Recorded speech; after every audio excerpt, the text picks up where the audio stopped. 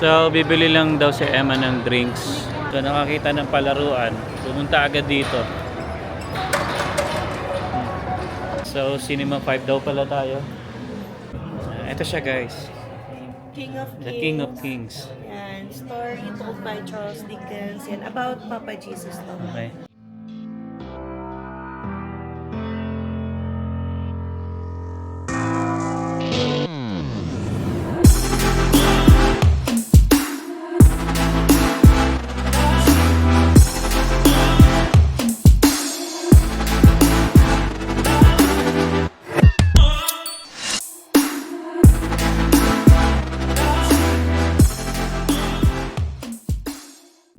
Hi guys! Ayan, nandito na ako. And pauwi na muna tayo ngayon. So, napag-usapan namin ni Alvin bago tayo umuwi. And may i-check kaming daycare na malapit sa amin. Kasi yung daycare currently ni Zion ay sa may Glenmore Inn. Ayan, pero matagal na rin si Zion hindi nakapag-daycare kasi nga wala namang work si Alvin. Tapos ako naka-leave din. Pero yan iisip namin ni Alvin i-check yung mas malapit. Ayan na isa pang daycare. Kasi titignan namin baka better din.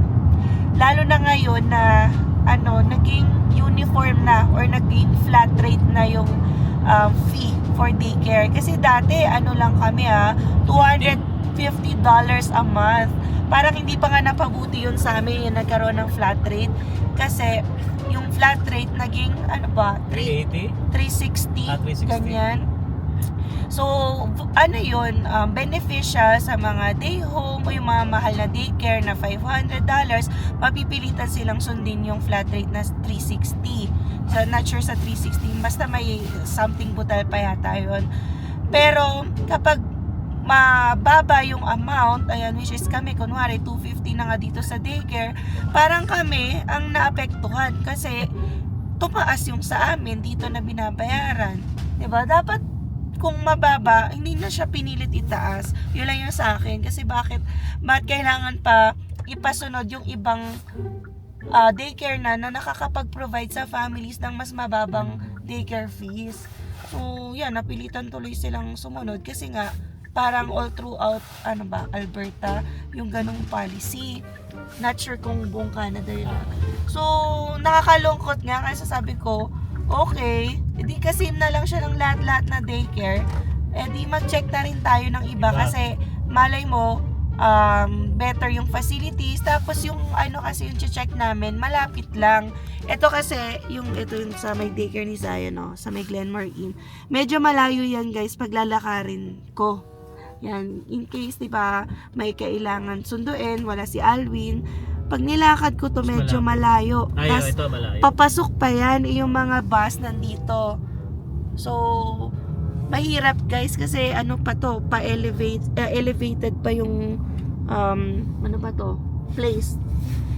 Pabundok to eh. So, may i-check lang kaming medyo malapit. Yan, 7 minutes walk, tiningnan ko na sa maps. Kasi ito medyo pa. Alis rin to, 1 kilometro din to pa mula sa 20 minutes bahay. to 30 minutes pag nilakad. So matagal-tagal din. Kaya at least okay na yung 7 minutes. Ayan. So check natin. Sana open kasi baby. Tumatawag ako kanina. Walang sumasagot. So not sure kung sarado or hindi talaga sila sumasagot sa phone.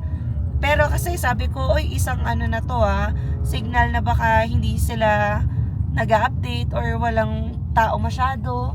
Yung ganun kasi dapat may sasagot ng phone. Or magre-return ng call. Sasadyain na lang natin. Sasadyain na lang namin. Update namin kayo guys. Malapit na rin kami.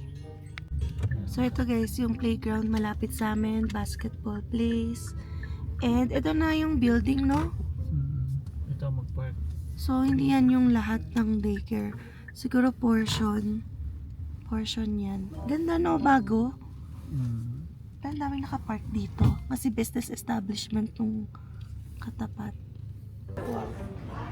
So yung 4 PM, iba yon na business. So hanapin natin nasan dito yung daycare. Kagagaling lang natin guys dito. Sa baba pala yung daycare. Yeah, sa basement. Okay din siya. Trinay namin pumasok, tapos tinignan namin yung lugar. Okay naman. Tapos yung playground nila sa taas. Sa rooftop daw.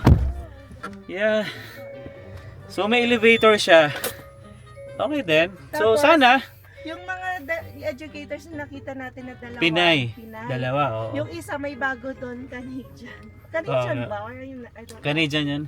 Yeah. Yung pinagtanungan namin Canadian. Bago. First day niya. First day pa niya. Kaya yung mga tanong namin hindi niya masagot. Sabi niya sorry nga daw kasi ano lang siya, first day niya.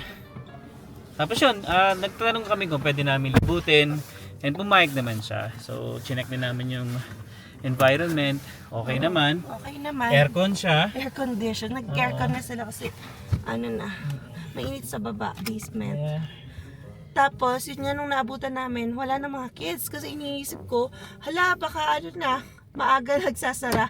Yun pala yung mga kids nasa rooftop. May playground to sa rooftop. Dito.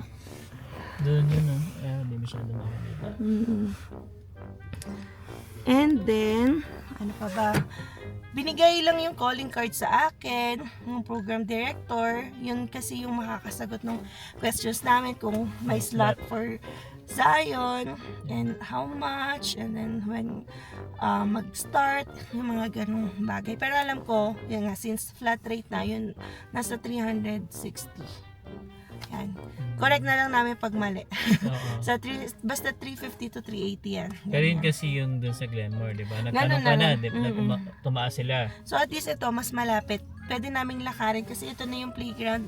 Pinupuntahan namin dito pag summer. Diyan nagbabike si Zay, slide. Yan, diba? Nakita niya nga kanina. Oo, sa kanya playground. Yeah. So, So, yun nga, sana.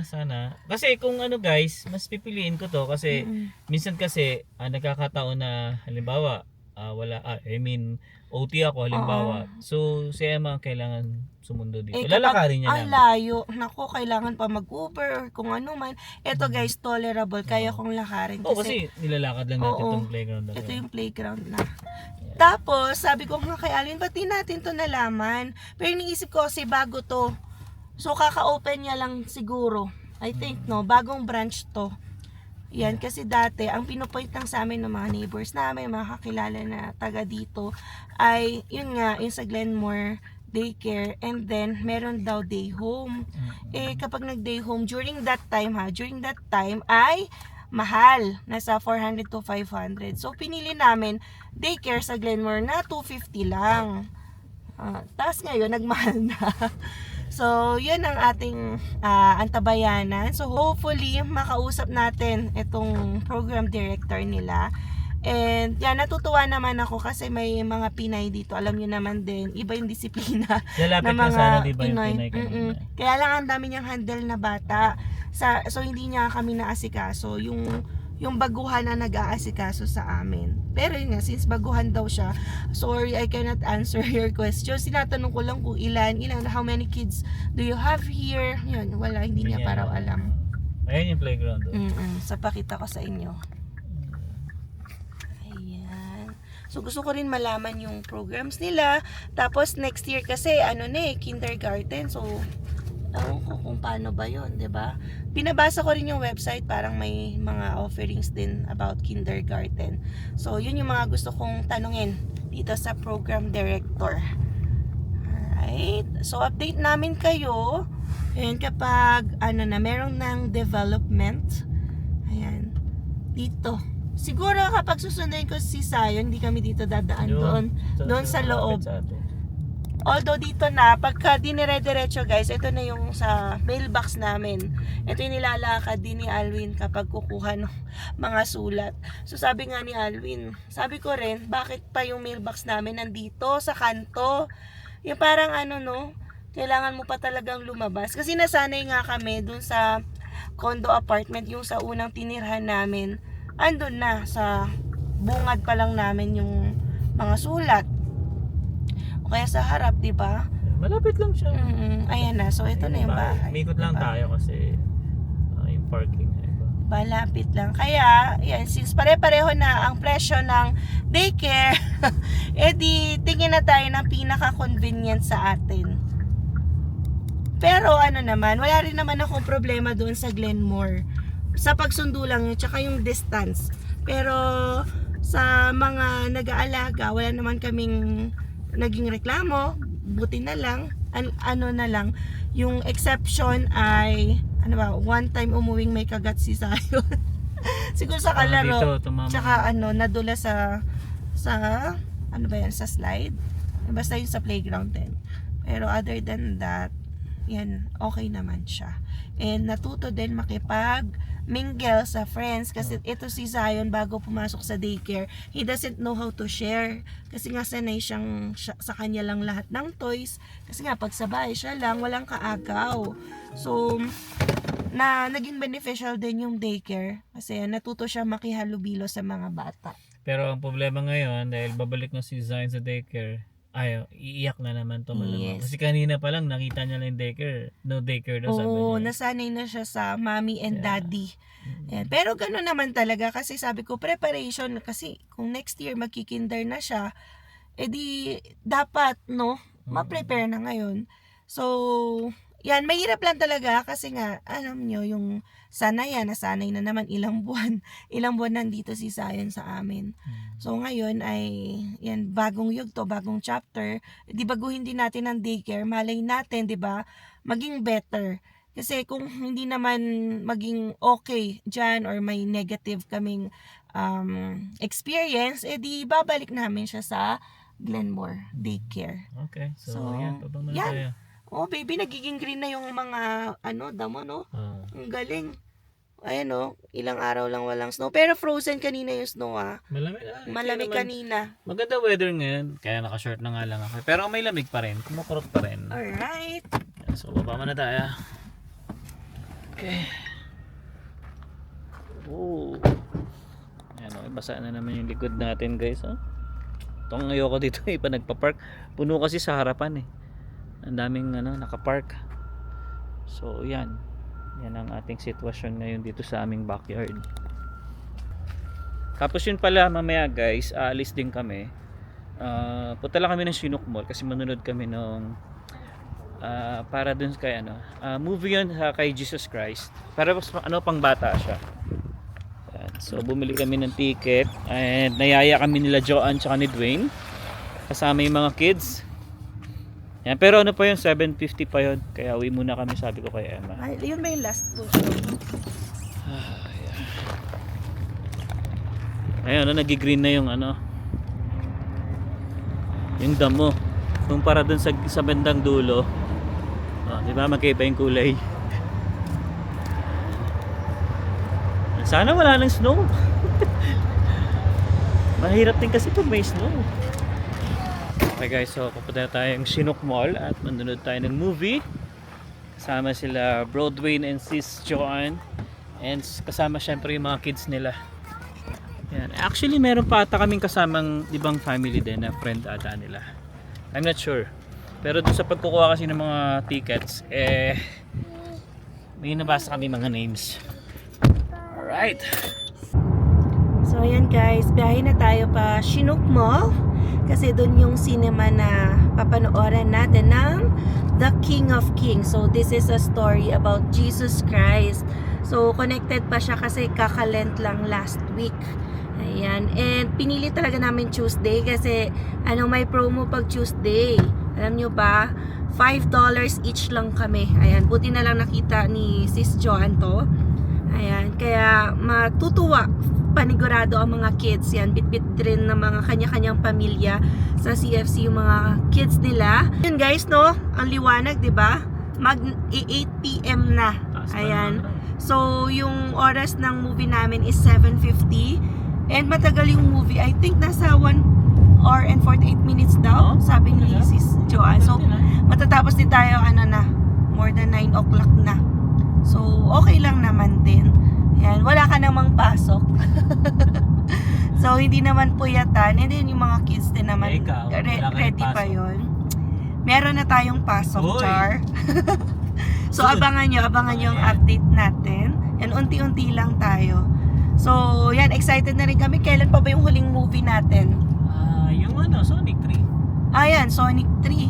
And isang beses pa nga lang kami nakanood ng cinema. Hindi pala, dalawa Hindi, na. dalawa. Kay ano yung pa, kay Alden. kay Alden, kay Catherine. Pero mas maganda yung nakuha nating seat kasi lazy boy yun Oo. sa Sonic 3. Kasi yung dito sa Chinook, medyo, masikip. Skip. Yan, kasi Nag-iisip siguro ko nga. old cinema siya. And then ngayon, doon ulit tayo kasi doon yung malapit talaga sa atin. Kapag lumayo pa kasi tayo para lang sa Lazy Boys seat, ay yan, matatravel ka pa ng mahaba-haba. Eh, Tsaka iba siguro. bit-bit mo pa yung mga anak. Okay ba Ayan. presyo? Oo, tsaka hindi pala lahat ng cinema may promo. Yung sinasabi nila sa Seaton daw yata, sabi ni Sis Jenny ay walang promo na $5. Yan. So, diba, samantalahin natin, why not? And maganda tong way para ma-introduce si Zion kay Jesus. Yan. Kasi ito minsan ang napapanood ay mga Sonic nga, mga cartoons. So, dapat mapanood niya din si Papa Jesus. No, Zion? You will watch Papa Jesus? Yes. So, Yan, nire-request na naman Sonic 3. 1, 2, 3. Diyos ko, mga 20 to 50 times na natin napanood ang Sonic. Yan. So, malapit na kami guys. Tingnan nyo ang aming daan. Ay, napakaganda ng weather. Yan, +8. kanina nga naka-short ako, di ba? Eh, kaso baka inisip ko baka malamig sa sinihan. Kaya na rin ang pants na rin. Ayan. So, konting oras na lang mag-i-start na. Hanap pa kasi kami ng parking. Ayan. So, ginawa namin kasi dito na rin sa malapit sa sinihan ako nag-park. Ayan. So, puntahan na natin sila, sila Dwayne at saka sila Joanne. So, bibili lang daw si Emma ng drinks. Yeah. So, drinks lang siguro. Ikaw, kung gusto mo ng popcorn, okay din naman. So, punta ko lang muna si Zion. Ayan. So, nakakita ng palaruan. Pumunta agad dito. What's that? Let's go for some fun racing. Mag-watch tayo ng movie. Come on. Hanapin pa natin sila kuya. Ha? Yeah. Hanapin natin yung sila Tito Dwayne. Come on. So ito yung order ni Emma guys. Nachos. Yeah, with Coke. May dala pa si Alvin Cheetos. Kaya ito lang. Yeah. So, mag-start ka. Nandun na sila sa Joanne. Nga eh. Okay lang yan. Yan, bali sila Joanne pala nasa loob na. So huli na kami. So Cinema 5 daw pala tayo. Ayan. Dito, 13, 14. Oh, may seat naman tayo, di ba? Alright, so yun, guys. Pasok na kami, kwento na namin sa inyo. Hindi, actually pang bata to. Bata. Alright. Ito siya guys. King of Kings. The King of Kings. Yan, story told by Charles Dickens. Yan, about Papa Jesus to. Okay, so let's go. Ayan, wala pa. Wala pa. Alright, so papatayin natin yung camera. Nag-start guys.